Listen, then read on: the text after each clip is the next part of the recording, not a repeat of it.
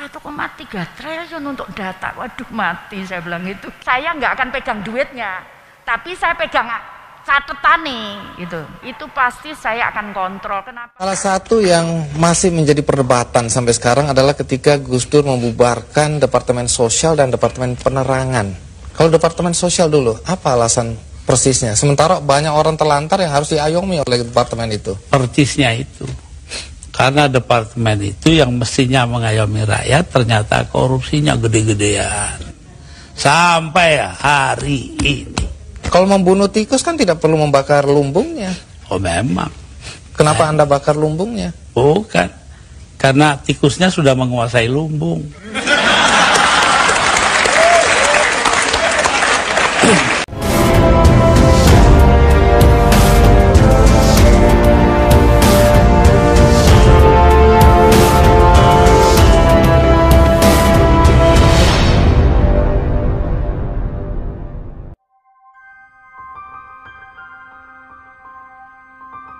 Kalian mungkin sudah tahu, Presiden keempat RI Kiai Haji Abdurrahman Wahid alias Gus Dur pernah membuat satu kebijakan yang cukup mengagetkan. Beliau dengan tegas membubarkan Kementerian Sosial karena dianggap sebagai sarang korupsi besar-besaran.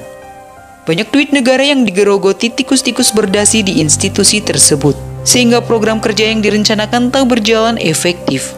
Rakyat tetap melarat, sementara perut para tikus semakin buncit. Kenyang makan duit rakyat.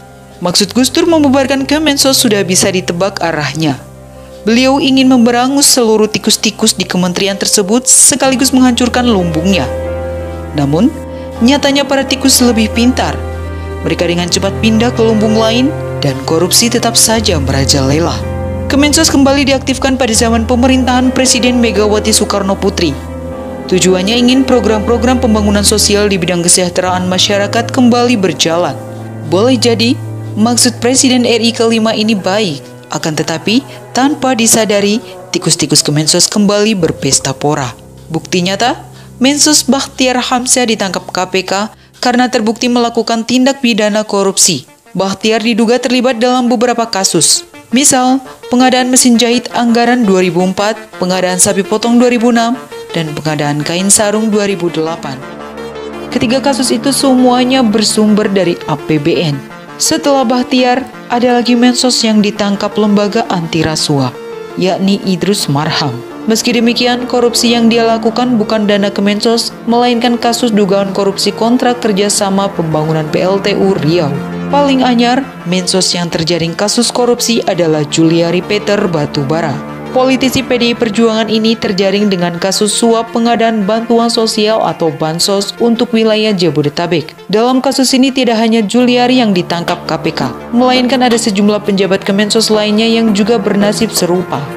Dengan rentetan kasus korupsi di atas, jamak kiranya Gus Dur menyebut korupsi di Kemensos gede-gede. Persisnya itu, karena departemen itu yang mestinya mengayomi rakyat, ternyata korupsinya gede-gedean. Sampai hari ini. Sebab memang putaran duit negaranya sangat besar, sehingga memancing pejabat-pejabat lemah iman untuk melakukan tindakan penyelewengan, korupsi, ataupun suap. Sebagai ganti Juliari yang hampir dipastikan jadi pesakitan tahanan KPK adalah Tri Risma Harini. Mantan wali kota Surabaya tersebut dipercaya menjadi nahkoda baru di Kemensos. Tugas Risma tentu sangat berat. Demi menjalankan tugas dengan baik dan segala programnya bisa berlangsung tertib dan lancar, ada sejumlah pekerjaan rumah yang harus dia kerjakan. Paling utama adalah melakukan bersih-bersih atau mengusir tikus-tikus yang selama ini bebas berkeliaran. Sebagai langkah awal, Risma mengaku akan melakukan bersih-bersih di tubuh Kementerian Sosial. Salah satunya adalah melalui kontrol keuangan dilakukan dengan tepat dan ketat. Selain itu, seperti banyak beredar pemberitaan media massa arus utama, di hadapan seluruh jajarannya dia akan tetap menjadi dirinya. Etos kerja yang pernah dia terapkan selama 10 tahun memimpin Surabaya tidak bakal berubah. Mohon maaf ya, ini karena memang saya nggak mau berubah. Saya pengen tetap saya seperti Risma, jadi apapun saya. Diketahui, Risma terkenal sangat cerewet. Tanpa pandang bulu, tegas, dan emosionalnya tetap melekat dalam mengamankan kebijakan. Tidak hanya itu, dia selalu datang paling pagi dan pulang paling malam. Semua itu demi memastikan segala program kerjanya berjalan semestinya. Tapi masalahnya Kementerian Sosial itu ternyata bukan hanya mengelola yang APBN. Ternyata ada beberapa anggaran yang jumlahnya besar, termasuk izin-izin melakukan donasi dan sebagainya. Soal pengawasan anggaran, Risma tidak memberitahu pasti apa yang akan dia lakukan. Tapi dia sudah menyiapkan cara agar kinerja Kementerian Sosial menjadi lebih baik ke depan. Dia mengatakan jika ingin tata kelola menjadi baik, maka yang ada di dalam harus baik. Begitu juga sebaliknya, kalau tata kelolanya tidak baik, outputnya pun menjadi tidak baik. Diangkatnya Risma menjadi Mensos menumbuhkan harapan besar pemerintah dan publik. Kemensos akan berjalan lebih baik.